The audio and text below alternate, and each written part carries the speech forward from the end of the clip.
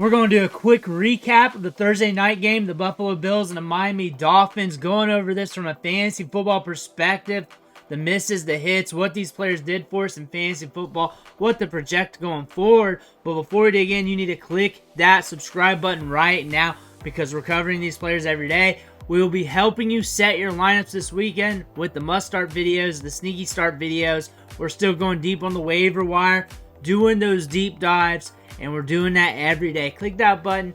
Stop missing out. The story of this game, though, and there was a big story here, and it was between the running backs, James Cook and Devon Achane. And James Cook came out on fire.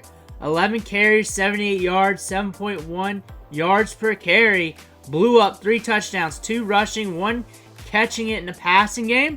And the Bills only had to throw the ball 19 times. They did not have to throw the ball a lot. They were up early in this game, and they were able to go in cruise control. One story, a sad story. Tua came out, looks like a concussion injury. Probably is more than likely. 4th concussion in 2 years, so he's racking them up.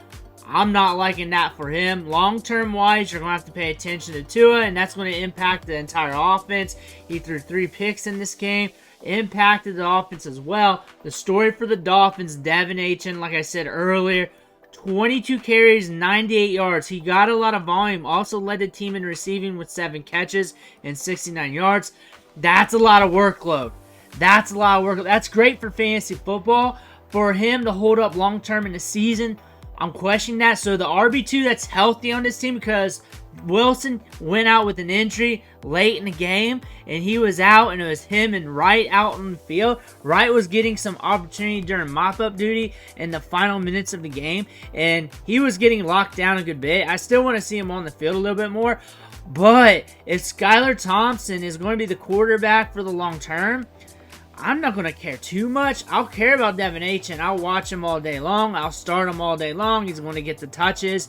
If he's healthy, he's going to get the workload. That's what they're saying. Tyreek Hill and Jalen Waddle, we're going to be worried about them going forward, because in the passing game, Jalen Waddle, 4 catches, 41 yards. Hill, 3 for 24. But the question is, what's that going to be looking like with this new quarterback situation? What's that going to look like for the long term? Because that's to his 4th concussion in 2 years. He had a bunch of them in 2022.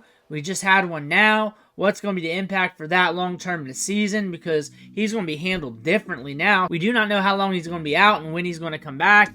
And I don't know. He can take his time. I'm not going to pressure that situation.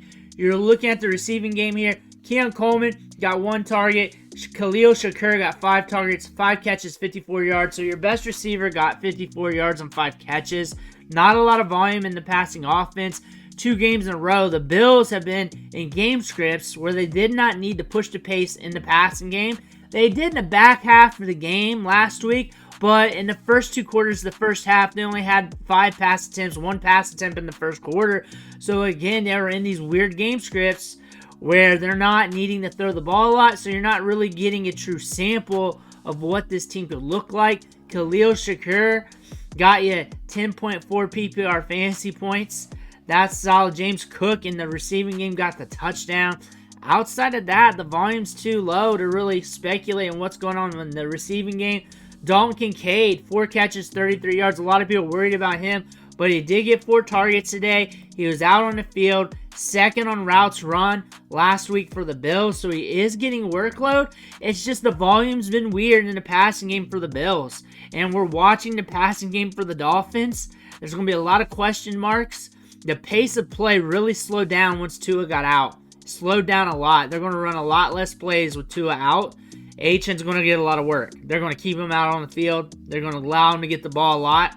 Can he hold up? But he's going to be the guy. He is going to be a guy. If he can hold up for double-digit games this season, he's going to be one of the top running backs by the end of the year. Definitely, with that workload and that speed and that opportunity, he's going to have some big moments. Especially if or when Tua comes back, Devon Achane can go off. But the big storylines, James Cook, Devon Achane, big winners. Tua is going to be out for a bit. The passing game has been slow for the Bills due to the game scripts. And now we're waiting to see what happens with Tua for the long term. Let me know what you think in the comments below. Make sure to hit that subscribe button on the way out. One thing for watching. Catch you on the next video.